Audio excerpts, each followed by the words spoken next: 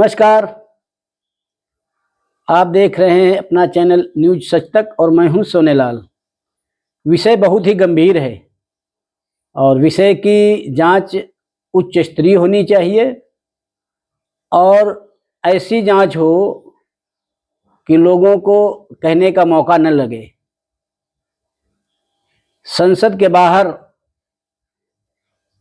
सदी के महानायक कहे जाने वाले अमिताभ बच्चन की पत्नी और सपा की सांसद, कई बार से वो राज्यसभा की सांसद हैं तो वरिष्ठ सांसद मानी जाती हैं, उन्होंने संसद भवन से निकलते हुए बयान दिया कि महाकुंभ भगदड़ में हजारों लोग मारे गए थे, सरकार छिपा रही है, उनके शवों से गंगा का जल प्रदूषित हो गया। विषय तो गंभीर है और इस विषय की जांच भी गंभीरता से होनी चाहिए और सरकार को उस जांच के आंकड़े जो हैं वो भी सार्वजनिक करना चाहिए, क्योंकि सरकार की जांच पर विपक्षियों को भरोसा नहीं है। और इतना फर्क तो जब कहा जा रहा है तो उसकी गंभीरता को समझा जा सकता है।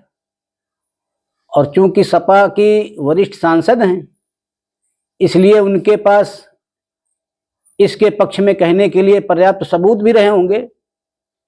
तो जब जांच होगी तो सबूत जरूर पेश करेंगी।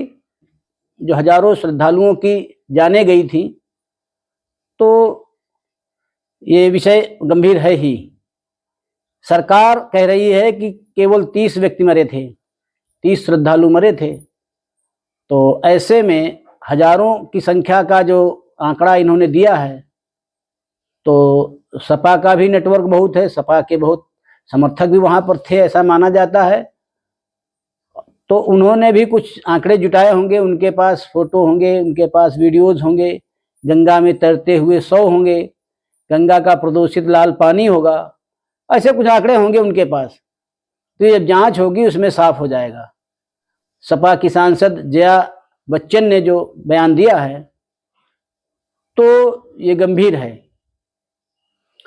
अगर जांच में ये हजारों की संख्या गलत पाई जाती है तो सरकार का दायित्व बनता है कि तुरंत एक इसके ऊपर विधेयक लाए और विधेयक लाने के बाद ऐसे लोगों को जो खाली सिगुफेबाजी छोड़ करके, अफवाहें फैला करके जनता को भ्रमित कर रहे हैं, उनके ऊपर ऐसी सख्त कार्यवाही हो कि आगे आने वाले भविष्य में कोई भी व्यक्ति अफवाह न उड़वा सके।